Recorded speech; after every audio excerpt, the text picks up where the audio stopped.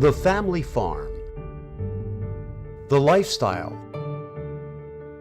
A family business handed down from generation to generation.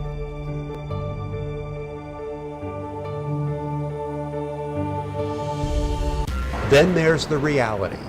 In many cases, the family farm today is coming to an end. They're being replaced by large corporate mega farms. It's all economic. The small farmer just can't make enough money to support the family that lives on it. So sadly, many family farms are being sold to developers who turn them into housing or retail or office developments. Take a walk to the vineyard. Some try to fight back by changing what they produce. That's the case with Bill Hatch. His second act is the pursuit of a dream deferred.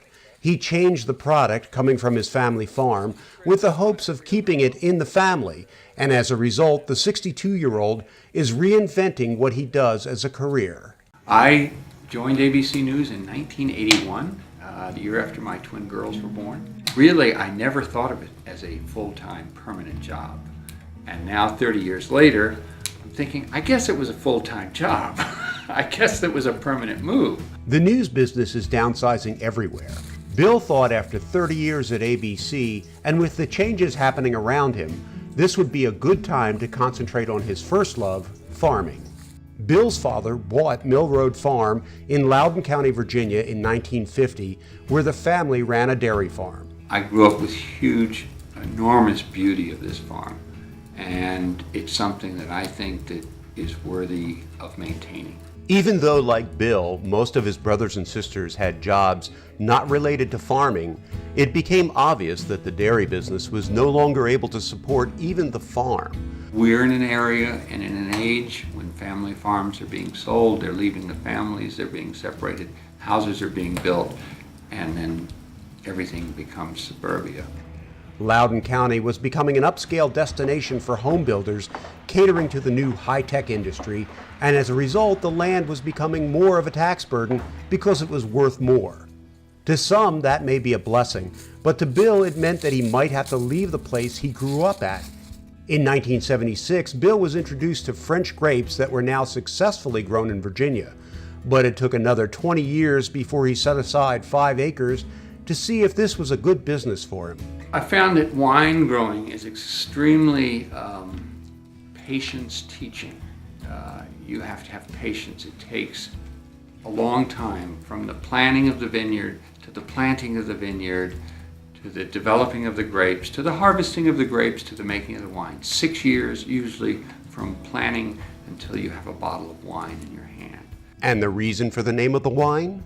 Zephaniah Jefferson Hatch, at age 54, started his first business of his own, and it was building this ship called the Monticello. He built it in Olympia, Washington, and he sailed it down into the boomtown of San Francisco and started a ferry boat route between San Francisco and Vallejo. This has been an experimental vineyard for me, and every step of the way has been exciting and somewhat successful. Bill is now joined by his son Tremaine, who has studied winemaking overseas. Together with his other children, they plant, harvest, and bottle 6 types of Zephaniah wine. The operation can be best described as a micro winery, but with more time available, the Hatch family is looking to the future.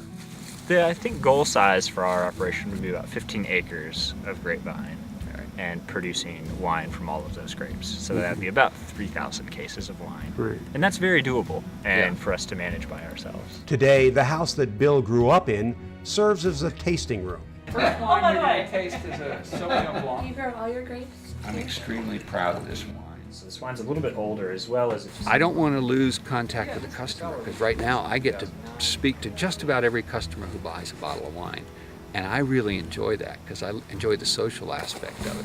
With the time ripe for the expansion of Zephaniah, Bill, his wife Bonnie, and their children look to grow the business just like the family farm he grew up with. We have a farm, we have a family, we're relatively young, we've got some energy. Let's go ahead and do it. Let's try to make something of it.